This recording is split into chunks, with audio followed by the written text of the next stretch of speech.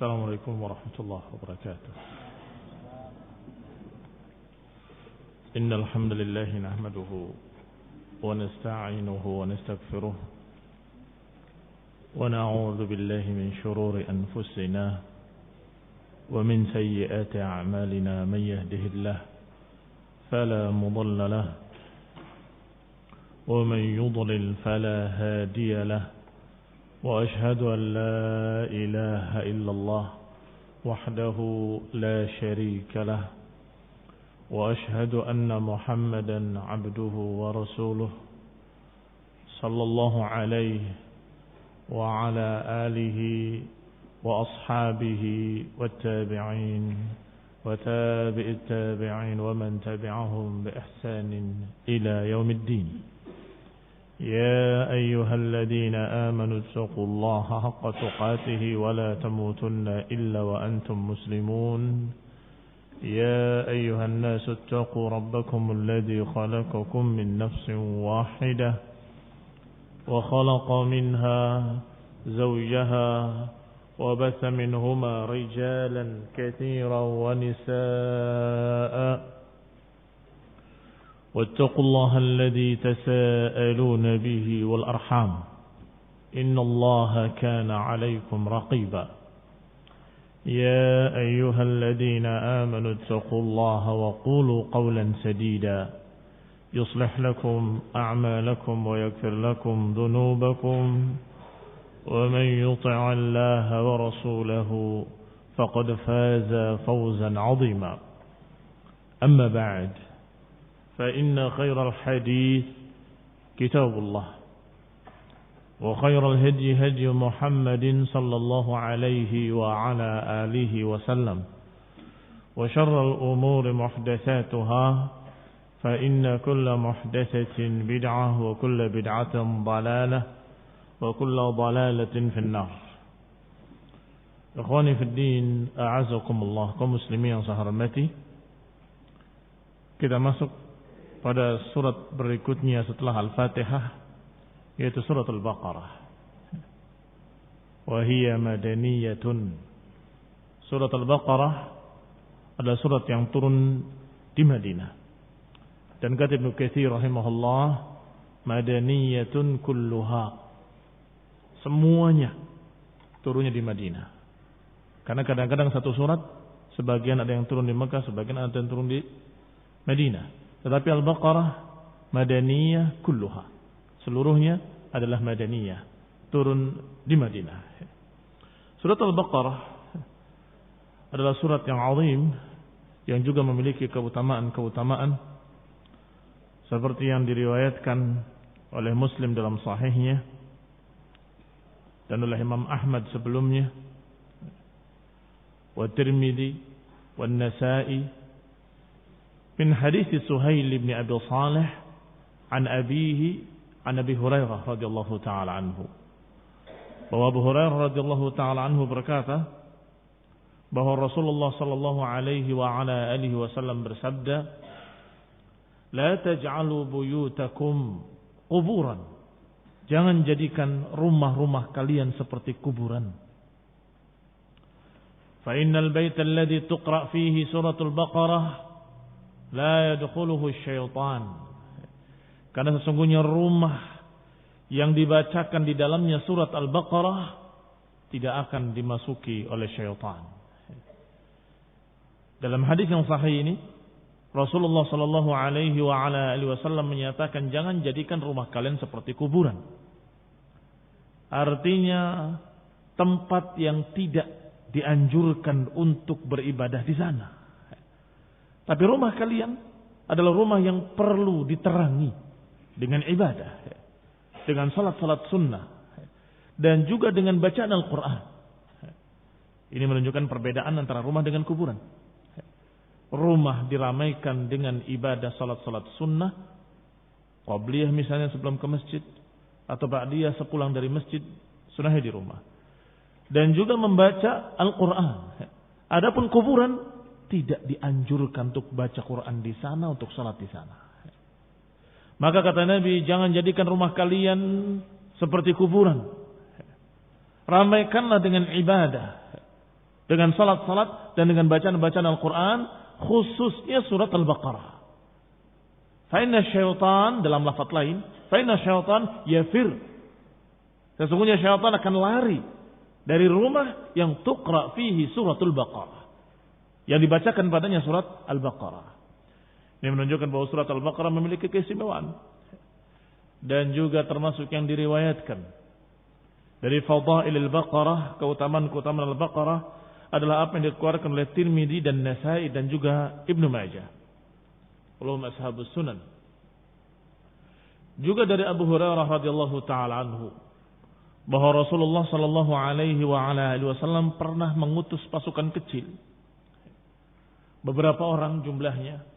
Fastaqra'ahum, maka Nabi memerintahkan mereka atau menyuruh mereka untuk membacakan apa yang mereka punya dari bacaan Al-Quran. Apa yang mereka punya maksudnya apa yang mereka hafal. Iqra ma ma'aka minal Quran. Ma ma'aka minal Quran. Apa yang kamu punya dari Al-Quran. Iqra.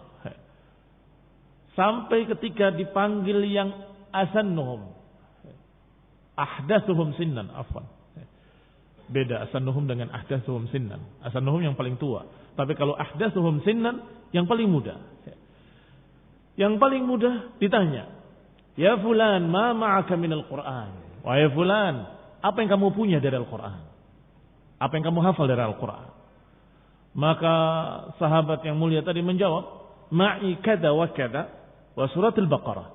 Aku hafal ini dan ini, disebutkan beberapa surat dan juga surat Al-Baqarah. Maka Nabi kagum dan bertanya, ama'aka surat Al-Baqarah? Apakah bersamamu ada surat Al-Baqarah? Kamu hafal surat Al-Baqarah? Qala na'am. Kata anak muda tadi, na'am. Maka Nabi menyatakan, idhab fa anta amiruhum. Kalau begitu, pergi engkau sebagai amir mereka. Padahal paling muda. Dikatakan, anta amiruhum, engkaulah amir mereka. Apa keistimewaan anak muda ini? Menghafal surat Al-Baqarah. Dan Nabi betul-betul kagum sehingga bertanya ulang dengan kalimat ama'aka suratul Baqarah, apakah engkau memiliki surat Al-Baqarah? Ketika dijawab na'am, qala dhhab fa anta amiruhum, pergilah engkau pemimpin mereka. Ini juga termasuk keutamaan surat Al-Baqarah. Dan pernah terjadi juga diriwayatkan dalam riwayat yang sahih, bahkan dikeluarkan oleh Imam Bukhari rahimahullah, kisah tentang Usaid bin Hudayr, seorang sahabat yang mulia, Usaid ibn Hudayr radhiyallahu taala anhu. Ketika suatu malam beliau membaca surat Al-Baqarah, dan di sebelahnya kudanya dia sedang diikat. Tiba-tiba kuda itu berputar-putar di ikatannya. Dan anaknya yang bernama Yahya tidur di dekat kuda tersebut. Ketika dia membaca Al-Baqarah, kuda itu berputar-putar lagi. Ketika dia berhenti juga kuda itu. Disebutkan dengan riwayat, idza qara'a, kalau dia membaca suratnya, jalatil faras. Kuda tadi mulai yajul, bergerak. Fasakata, maka beliau berhenti baca Quran. Fasakanat, maka kuda tadi tenang kembali. Faqara'a, maka diulangi baca lagi. Fajalat, kembali kuda tadi bergerak lagi. Ketika beliau berhenti kembali kuda tadi, tenang kembali. Sampai berulang-ulang. Kata Usaid bin Khudair, wa kana ibnuhu Yahya qariban minha. Sedangkan anaknya Yahya ada di dekatnya, di dekat kuda tersebut. Fa ashfaqa an tusibahu. Maka Usaid bin Khudair khawatir kudanya akan mengenai anaknya. Maka dia berhenti untuk memindahkan anaknya. Dan dia membuang mukanya ke langit. Karena khawatir kudanya kenal dia. Akan bergerak kembali. Diambil anaknya sambil memandang ke langit. Kemudian dipindahkan.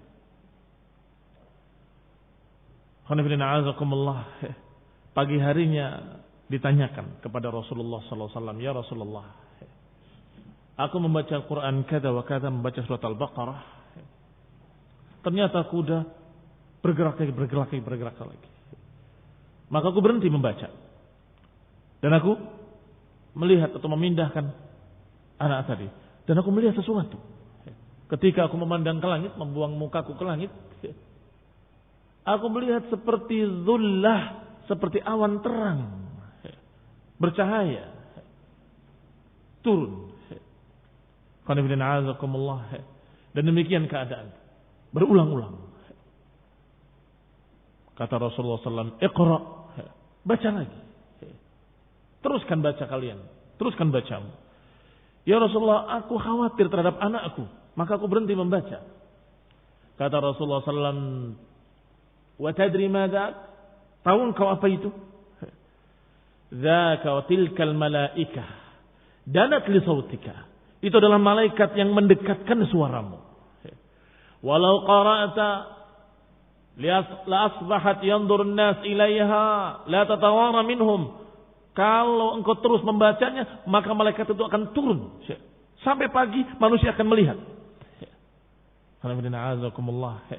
Demikian dikatakan suara bacaan surat Al-Baqarah sampai malaikat mendekat. Ini surat Al-Baqarah yang dibacakan oleh Usaid bin Khudair ketika malam hari dan malaikat mendekat. Dan ini juga keutamaan surat Al-Quran secara keseluruhan, khususnya surat Al-Baqarah. Dan juga ada keutamaan surat Al-Baqarah yang bergandengan dengan keutamaan surat Ali Imran yang diriwayatkan oleh Abu Umamah Al-Bahili radhiyallahu taala anhu, yang dikeluarkan oleh Imam Ahmad fi Musnadih, disebutkan dengan sanadnya haddatsana Abdul Malik ibn Umar qala haddatsana Hisham ibn Yahya ibn Abi Katsir an Abi Sallam an Abi Umamah Al-Bahili radhiyallahu taala anhu. Kata beliau, sami'tu Rasulullah SAW yaqul, aku mendengar Rasulullah SAW bersabda, Iqra'ul Qur'an fa innahu syafi'un li ahlihi yaumal qiyamah. Bacalah oleh kalian Al-Qur'an, karena nanti Al-Qur'an akan menjadi pembela kalian yaumul qiyamah, akan menjadi syafi' yang memberikan syafaat kepada pembaca-pembacanya. Iqra'u az-zahrawaini, bacalah dua zahrawain. Zahrawain adalah dua zahar yang bercahaya, dua sinar yang bercahaya terang, yaitu surat Al-Baqarah dengan surat Ali Imran. Fa innahuma ya'tiyani yaumal qiyamah ka'annahuma ghamamatan. Karena nanti keduanya, surat Al-Baqarah dengan surat Ali Imran, akan datang yaumul qiyamah, kedua-duanya seakan-akan awan yang bercahaya. Ka'annahuma ghayayatan, ka'annahuma firqan. Sepertinya keduanya sesuatu yang berkumpul di atas bercahaya. Atau diriwayatkan atau disebutkan dalam kalimat berikutnya, firqani tayrin, dua rombongan burung yang bercahaya. Apa yang dimaksud dua surat Al-Baqarah akan datang seperti dua awan terang atau seperti dua rombongan burung? Mencari pembaca-pembacanya, mencari penghafal-penghafalnya untuk membela mereka, untuk memberikan syafaat pada mereka. Yani yuhajjani an ahlihima. Yuhajjan dari hujjah, membela, memberikan hujjah. An ahlihima, membela pembaca-pembacanya, penghafal-penghafalnya yaumul qiyamah. Kemudian berkata di akhirnya ucapan Rasulullah SAW, Iqra'ul Baqarah fa inna akhdaha barakah wa tarkuha hasrah wa la tastati'uha al-batalah. Bacalah Al-Baqarah, karena mengambilnya barakah, meninggalkannya rugi, dan gak akan mampu al-batalah. Al-batalah dikatakan oleh Ibnu Katsir tukang-tukang sihir. Tukang sihir gak akan bisa, gak akan mampu menghafal surat Al-Baqarah. Maka begitu anak muda tadi hafal surat Al-Baqarah, Rasulullah SAW langsung menyatakan, anta ma'aka surat Al-Baqarah fa anta amiruhum. Engkau punya surat Al-Baqarah, maka engkaulah pimpinan mereka, engkaulah yang menjadi amir mereka. Dikatakan waqad rawahu Muslimun fi shalah. Riwayat Imam Ahmad tadi dikatakan diriwayatkan pula oleh Muslim dalam kitab shalah. Kaum muslimin yang saya hormati, ini keutamaan surat Al-Baqarah.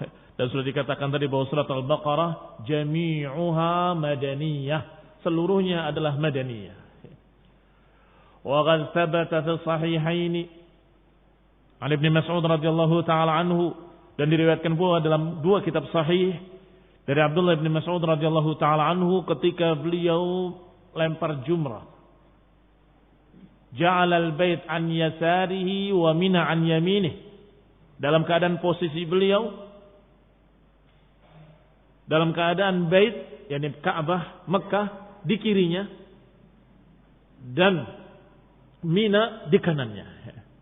Ini jumrah, dia melempar dari sini, maka Mekah di arah sana, Mina di arah sana.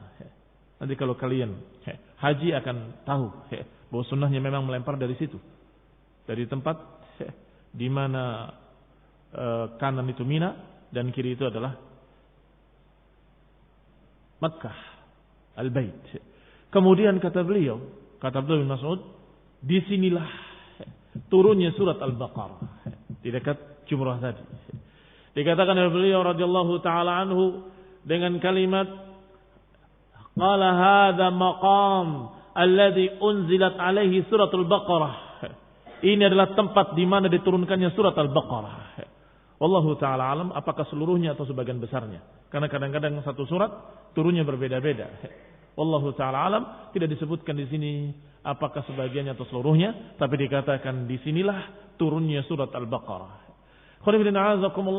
Dan termasuk keistimewaan surat Al-Baqarah menjadi sesuatu yang seseorang dipanggil dengannya ketika dia dalam keadaan menghafalnya.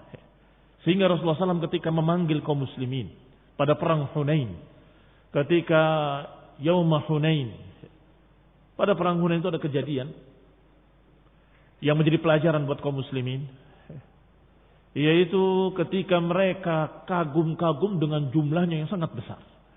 Yang kata Allah, wa yauma Hunain id a'jabatkum katsratukum falam tughni ankum syai'a. Dan ingat pada perang Hunain ketika kalian kagum-kagum dengan jumlah kalian yang besar, ternyata jumlah itu tidak membantu kalian sedikit pun. Kenapa demikian? Karena walaupun jumlahnya sangat besar, kejadian itu setelah Fathu Mekah, ada 12.000 orang dan saat itu sangat besar jumlah seperti itu. Tetapi ternyata ketika di daerah Hunain, kaum muslimin berjalan di bawah, sedangkan bukit yang di kanan dan di kirinya semuanya sudah dikuasai musuh. Maka mereka melempar panah-panah mereka, tombak-tombak mereka dari atas, dan mereka dalam keadaan lari ke sana kemari. Bubar. Sampai Rasulullah SAW hanya berkumpul dengan orang-orang terdekatnya saja. Abu Bakar, Umar, Ibnu Abbas dan lain-lainnya. Maka mengatakan kepada Ibnu Abbas, ya Ibnu Abbas, panggil mereka. Panggil mereka. Panggil ashabu bai'at Ridwan. Panggil ashabu Badr. Panggil ashabul Baqarah. Maka dipanggil oleh Ibnu Abbas yang suaranya keras. Sepertinya Abbas bukan Abdullah bin Abbas. Qul inna a'udzukumullah. Amar al-Abbas, sahih.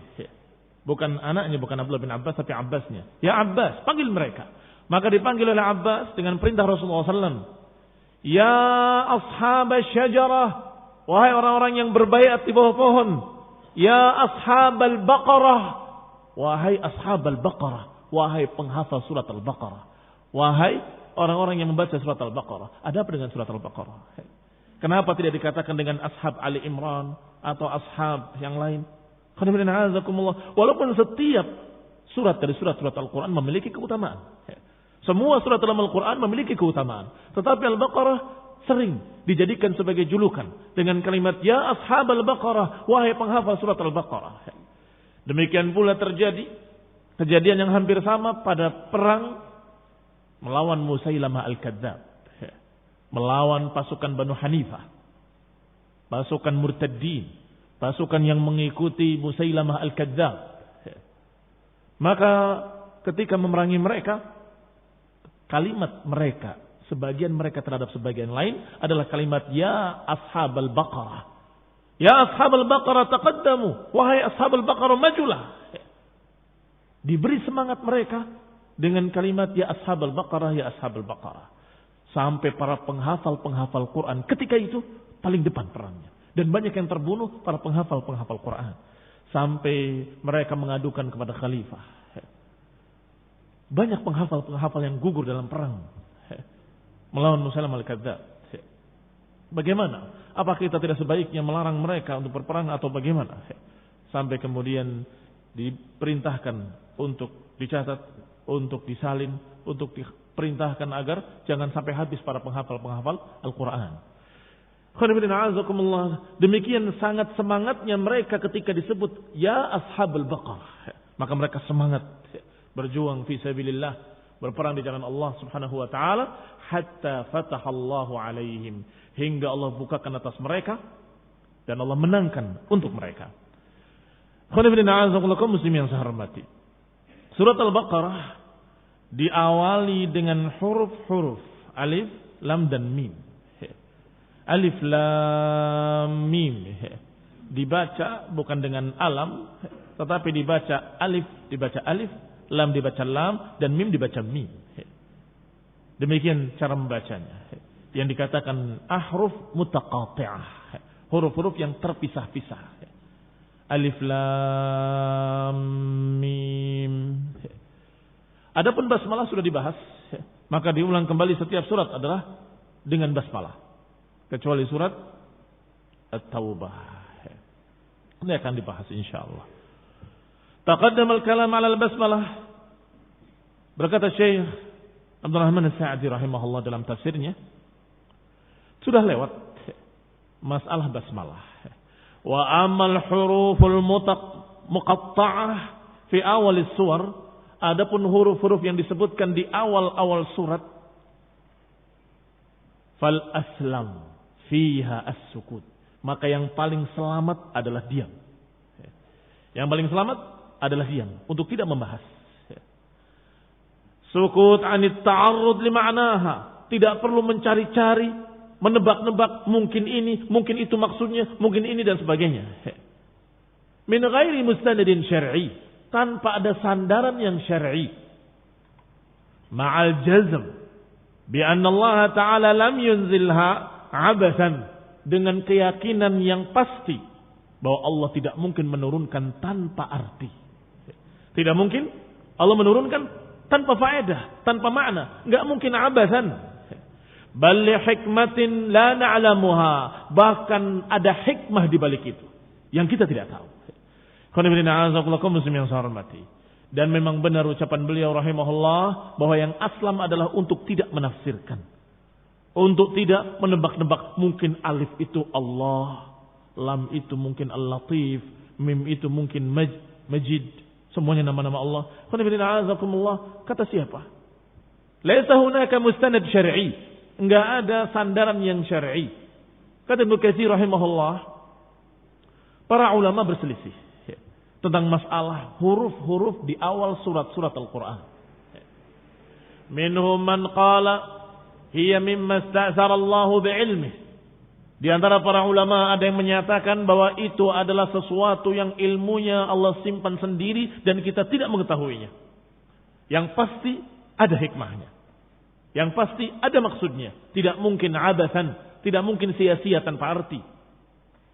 Maka mereka mengembalikan ilmunya kepada Allah. Alif lam mim, wallahu ta'ala alam bima yurid. Kita enggak tahu apa yang Allah maukan. Wallahu ta'ala a'lam. Dihikayatkan oleh Al-Qurtubi yang berpendapat dengan pendapat pertama ini dari sahabat Abu Bakar wa Umar wa Uthman wa Ali wa Ibnu Mas'ud radhiyallahu taala anhum ajma'in. Khulafar Rasyidin yang 4 berpendapat seperti itu untuk mengatakan bahwa ini adalah kalimat-kalimat atau huruf-huruf yang Allah katakan seperti itu dan kita tidak tahu apa maksudnya. Yang pasti ada hikmahnya. Yang pasti ada hikmahnya. Adapun dari para ulama yang menyatakan seperti itu, para ulama setelahnya adalah Amir Sya'bi rahimahullah dan juga Sufyan Ats-Tsauri, Rabi' ibn Khaisam, dan juga ini adalah pendapat yang dipilih oleh Abu Hatim rahimahumullahu ajma'in. Ini pendapat golongan pertama. Adapun golongan kedua, minhum man fassaraha, di antara mereka yang menafsirkannya atau menyebutkan hikmahnya. Seperti Abdurrahman ibn Zaid ibn Aslam menyatakan itu adalah asma'us suwar, itu adalah nama-nama surat. Kenapa nama-nama surat? Karena disebutkan dalam beberapa hadis Rasulullah SAW menyatakan, bahkan hadis yang sahih menyatakan, atau para sahabat menyatakan, seperti Abu Hurairah menyatakan Rasulullah SAW membaca di pagi hari Jumat Alif Lam Mim, menyebutnya Alif Lam Mim, dan hal ataka 'alal insan. Tetapi tentunya bahwa ini adalah tidak ada mustanad kalau itu tidak menyebutkan bahwa itu adalah nama. Dan biasa para sahabat menyebutkan awal-awal surat sebagai julukan. Hal ataka 'alal insan. Alif Lam Mim, karena awalnya Alif Lam Mim, dan itu Alif Lam Mim sajdah. Demikian pula ada yang menyatakan bahwa itu adalah fawatih iftatahallahu biha. Itu hanya pembuka yang Allah jadikan sebagai pembuka. Alif Lam Mim. Dzalikal kitabu la raiba fihi. Nun wal qalami wama yasturun. Qaf wal Qur'anil Majid. Ini semua adalah pembuka saja. Demikian pula pendapat yang lainnya yang lebih lemah lagi, yaitu kalimat hiya ismun min asma'illah. Itu adalah nama-nama Allah. Alifnya Allah, lamnya Latif, mimnya Majid, dan seterusnya. Ditebak-tebak semuanya dan bisa semuanya. Tapi tidak ada mustanad sama sekali. Dan ini pendapat yang dhaif, pendapat yang lemah. Bahkan ada yang menyatakan bahwa itu nama Al-Quran. Dan ini juga dibantah oleh Ibnu Katsir sendiri. Tidak mungkin itu nama Al-Quran. Bagaimana mungkin dikatakan nama Al-Quran dalam keadaan berbeda-beda, dalam keadaan dia sebutkan sekian kali dalam tempat yang berbeda dengan kalimat yang berbeda dan dijulukkan pada satu surat saja. Ada beberapa ulama yang tidak menafsirkan, tetapi menyatakan Allah menyebutkan pasti ada hikmahnya. Di antara hikmahnya, jadi tidak menafsirkan, tapi menyatakan pasti ada hikmahnya. Di antara hikmahnya, wallahu ta'ala, yang kita ketahui adalah kita yakin bahwa Al-Quran ini benar-benar bahasa Arab dengan kalimat-kalimat Arab yang tersusun dari huruf-huruf Arabiyah. Huruf-huruf Arabiyah. Kalimat-kalimatnya bahasa Arab dan huruf-hurufnya pun hijaiyah. Huruf-huruf yang dipakai oleh orang-orang Arab. Dan ini dikatakan oleh Ibnu Katsir rahimahullah, sepertinya mendukung pendapat itu, bahwa hikmahnya di antaranya adalah itu. Kita enggak tahu hikmah-hikmah lainnya yang Allah kehendaki. Qala wa li hadza qultu, saya katakan kata Ibnu Katsir, wa li hadza kullu suratin iftatahat bil huruf fala budda an yudhkar fiha al-intisar lil Qur'an wa bayan i'jazihi wa 'azamatihi.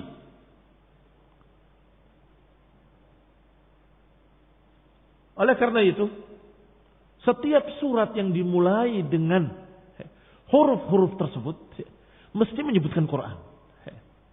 Lihat, perhatikan. Setiap diawali dengan huruf-huruf, mesti kata Ibnu Katsir akan menyebutkan padanya pembelaan terhadap Al-Quran, atau penjelasan Quran, atau tingginya Al-Quran, atau agungnya Al-Quran. Dan itu sudah maklum bagi mereka yang membaca Al-Quran. Seperti ucapan Allah Subhanahu wa taala, Alif Lam Mim, dzalikal kitabu la raiba fihi. Itulah kitab. Setelah menyatakan Alif Lam Mim, itulah kitab. La raiba fihi. Oleh karena itu, tadi ada yang mengatakan berarti itu nama Al-Qur'an. Alif Lam Mim, itulah Al-Qur'an. Itulah kitab yang la raiba fihi. Dalam ayat lainnya, Alif Lam Mim, Allahu la ilaha illa huwal hayyul qayyum nazala 'alaikal kitaba bil haqq. Nazala 'alaikal kitaba bil haqq. Kitab lagi. Demikian pula ayat lain. Alif Lam Mim Shad. Kitabun unzila ilaika fala yakun fi sadrika haraj. Ila akhir ayat. Disebutkan setelah Alif Lam Mim Sad, kitabun, kitab lagi disebutkan Al-Quran. Atau Alif Lam Mim tanzilul kitab la raiba fihi min rabbil alamin. Atau Hamim, tanzilum minar rahmanir rahim. Tanzil juga Al-Quran. Hamim, Ain, Sin, Qaf. Kadzalika yuhi ilaika wa ilal ladzina min qablik. Disebutkan kadzalika yuhi ilaika. Demikianlah diwahyukan kepadamu. Quran lagi. Selalu setelah huruf-huruf mesti Al-Quran. Maka di antara hikmahnya, wallahu taala a'lam, adalah Allah mengenalkan bahwa Quran yang hebat ini, yang agung ini, yang sempurna ini kalamullah dengan bahasa Arab dan dengan huruf-huruf Arabiyah. Huruf-huruf yang kalian kenal. Tetapi enggak ada satu orang pun, bahkan satu jin pun, dan mereka berkumpul bersatu bersama membuat satu surat saja seperti Al-Quran, mereka enggak mampu. Dan Allah tantang mereka, silakan datangkan satu surat. Kalau mereka bisa, enggak akan ada yang bisa seindah ini, dan khususnya keindahannya dipahami oleh orang-orang Arab dan oleh orang sastrawan Arab, orang-orang yang paham bahasa Arab, bahwa bahasanya sangat tinggi, sangat mulia. Penyair-penyair yang bahasanya katanya bagus banyak, tetapi ternyata isinya tidak ada apa-apanya.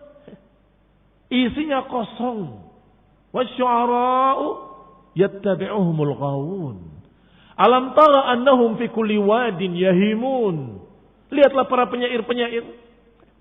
Mereka dalam keadaan selalu dalam keadaan ngawur. Lihatlah. Setiap tempat mereka bicara, bicaranya dengan waham. Ucapan-ucapan yang enggak jelas, ucapan yang dusta. Ucapan yang tidak benar. Tetapi Al-Quran dengan tingginya bahasa, sempurnanya bahasa, plus tingginya makna yang terkandung di dalamnya. Yang sempurna, semua syariat Allah ada di dalamnya. Dan semua perkara tafsilan likulli syai'. Dan ini Allah dimulai dengan kalimat alif lam mim. Dimulai dengan kalimat hamim. Dimulai dengan huruf-huruf yang kalian kenal, yang kalian tahu. Setelah nun wal qalami wa ma yasturun. Dan apa yang ditulis oleh pena. Dan bisa Al-Quran juga di dalamnya. Demikian pula qaf wal Qur'anil Majid. Al-Quran Al-Majid. Qadibina a'azakumullah ila akhirih ma qala Ibnu Katsir rahimahullah. Ayat kedua, setelah menyatakan alif lam mim, dzalikal kitabu, ay hadzal kitab al-'azim alladhi huwa al-kitab al-haqiqah al-mustamil ala ma lam tastamil alayhi kutubul mutaqaddimin wal mutaakhirin min al-'ilm al-'azim wal haqqil mubin.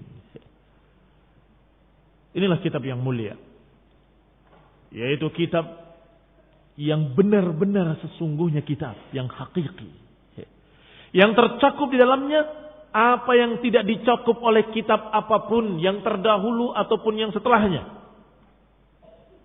Ay hadzal kitab, ini kitab yang Allah turunkan mencakup segala apa yang ada di Injil terkandung dalam Al-Quran, apa yang ada dalam Taurat terkandung dalam Al-Quran, apa yang dalam Zabur terkandung dalam Al-Quran. Apalagi kitab-kitab setelahnya dari kitab-kitab manusia. Maka tentunya tidak ada kebenaran apapun kecuali terkandung di dalam Al-Quran.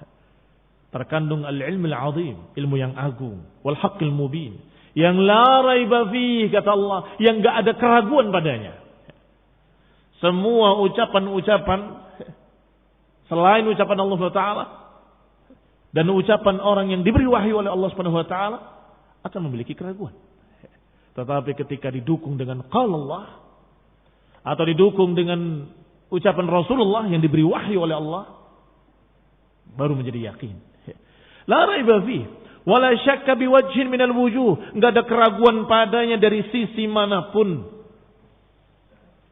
Wa nafir raibi anhu, dinafikannya keraguan padanya, yastalzim jiddahu.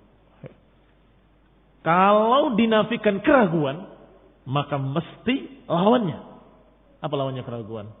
Keyakinan. Ini kitab yang benar-benar meyakinkan. Silahkan, kitab apapun ada perubahan. Selalu ada perubahan-perubahan. Kalau katanya tidak berubah, sudah nggak bisa dipaham. Tetapi Al-Quran tetap, lafadznya tetap, maknanya dan tetap dipaham. Karena kaum muslimin yang saya hormati, alhamdulillah, huruf-hurufnya terjaga. Inna nahnu nazzalna dzikra wa inna lahu lahafizun. Kami yang menurunkan dzikra ini, kata Allah, dan kami akan menjaganya. Iddidd ar-raib wa syakk al-yaqin, karena lawannya keraguan, lawannya syak adalah keyakinan. Maka hadzal kitab al-mustamil ala ilmi al-yaqin, maka kitab ini terkandung di dalamnya ilmu yang meyakinkan. Al-muzil lisyak, yang akan menghilangkan segala keraguan. Wa hadhihi qa'idatun mufidah, dan ini kaidah yang sangat berfaedah. Kaidah penting. Anna nafyal maqsud bihi al-madah la budda an yakuna mutadamminan li dhiddihi wa huwa al-kamal. Bahwa pujian dengan cara penafian pasti akan disebutkan penetapannya lawannya. Saya ulangi, ini kaidah penting. Dalam memuji sesuatu, kalau dipujinya dengan penafian, maka mesti akan ditetapkan lawannya. Sebab kalau penafian saja tanpa ditetapkan lawannya, tentunya itu adalah abathun, perkara yang sia-sia. Maka ketika dikatakan la raiba fi, enggak ada keraguan, maknanya meyakinkan, sempurna. Lianna nafya adam wal adam al mahad la madha fi, karena kalau penafian saja itu adalah peniadaan. Kalau peniadaan tok tanpa ada penetapan lawannya, maka itu bukan pujian. Ini penting, sebab akan berkait pula nanti pada asma dan sifat. Ketika memuji Allah SWT, la ta'khuduhu sinatun wala naum, tidak pernah ngantuk, enggak pernah tidur. Baik, apakah ini menetapkan sesuatu? Bala, tentu menetapkan sesuatu. Apa itu? Kamalal hayah, sempurnanya kehidupan Allah Subhanahu wa taala, bahwa Allah Maha hidup. Diawali dengan kalimat Allahu la ilaha illahu huwal hayyul qayyum. Dia yang maha hidup, lagi berdiri sendiri. Apa maknanya maha hidup? La ta'khuduhu sinatun wala naum, yaitu yang tidak ngantuk dan tidak tidur. Kalau tanpa menetapkan, hanya penafian saja, itu bukan pujian. Misalnya Jahmiyah dan pengikutnya, di antara pecahan mereka berkata bahwa kami tidak mau mensifati Allah. Kalau mensifati Allah, nanti kayak makhluk punya sifat. Allah nggak punya sifat. Lalu terus bagaimana? Ya pokoknya kami menyatakan Allah tidak begini, tidak begitu. Karena tidak punya sifat, maka kalau mau memuji Allah, kata mereka, kalau mau memuji Allah, Allah tidak tidur, Allah tidak ngantuk, Allah tidak kecil. Maksudnya besar. Berarti besar. Oh enggak, saya nggak menetapkan sifat. Saya tidak mau menetapkan sifat. Karena kalau punya sifat berarti seperti makhluk. Jadi kami hanya berkata Allah tidak kecil. Berarti Allah besar. Tidak mau. Kamu nggak mengakui kalau Allah maha mendengar? Tidak. Allah tidak punya sifat mendengar. Tapi Allah tidak tuli. Bayangkan. Dajjal, kadzdzab, mubtadi'un dhal, yang dikafirkan oleh para ulama, menyatakan hanya dengan kalimat Allah tidak tuli, Allah tidak buta, Allah tidak, tapi menetapkan sifat nggak mau. Tapi apakah ini madhun? Penafian saja. Apakah itu pujian? Tidak, bukan pujian. Kenapa? Kamu menyamakan dengan sesuatu yang adam, yang tidak ada, atau menyamakan dengan jamadat. Tiang itu tidak tidur, ya kan? Tapi juga tidak hidup, kan begitu? Hati-hati.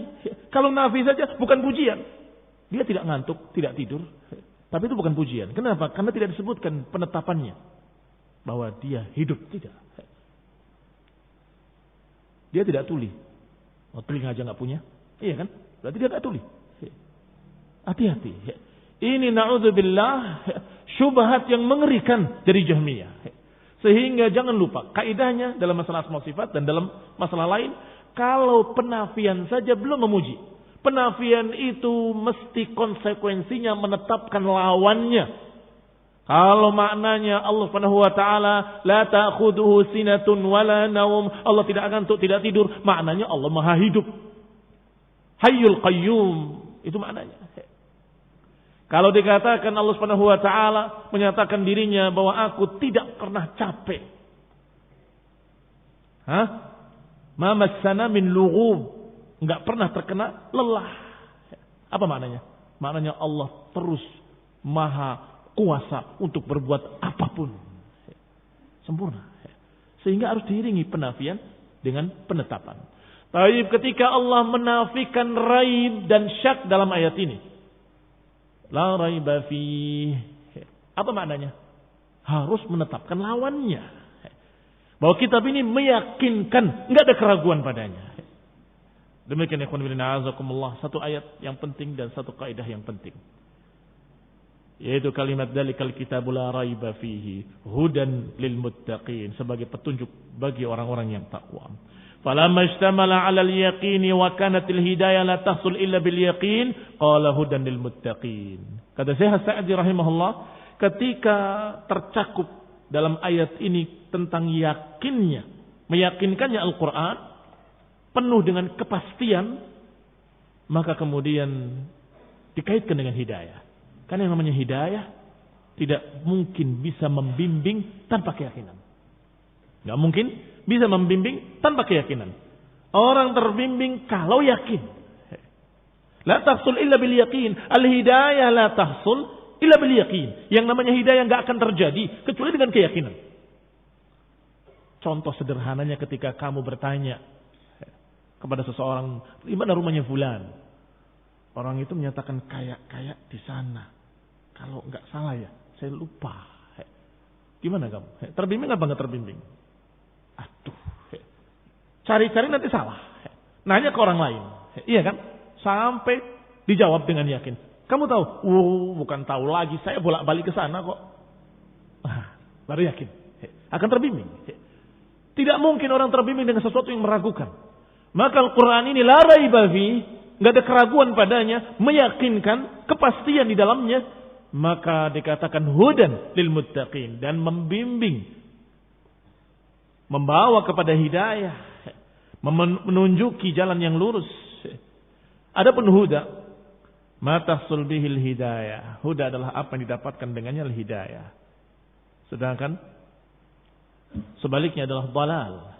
Maka siapa yang terbimbing dalam hidayah berarti dia selamat dari kesesatan dan syubhat-syubhat. Barakallahu fikum. Kita lanjutkan insyaallah pada kajian mendatang billahi taala. Subhanaka wa bihamdik. Asyhadu an la ilaha illa anta astaghfiruka wa atubu ilaik. Wassalamualaikum warahmatullahi wabarakatuh.